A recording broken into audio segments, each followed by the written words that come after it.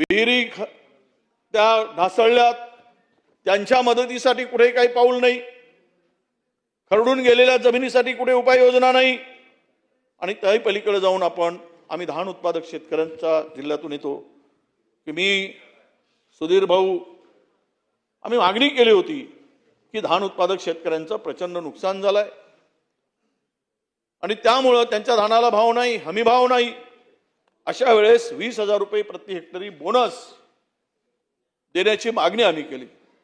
आम्हाला अपेक्षित होतं की या बजेटमध्ये ते मिळेल, पण दुर्दैवानं त्याचा साधा उल्लेखही वित्तमंत्र्यांच्याकडून झालेला नाही.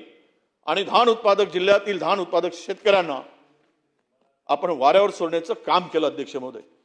म्हणून या ठिकाणी याचंही उत्तर आपण जर आमच्या मागणीला सकारात्मकता दाखवली आणि 20,000 रुपये प्रति हेक्टरी ज्यांचं नुकसान झालं शेतकऱ्यांचं त्यांना बोनस देण्याची जर भूमिका स्वीकारली तर मला वाटतं आपल्याला शेतकरी धान उत्पादक शेतकऱ्यांना न्याय मिळेल अध्यक्ष महोदय.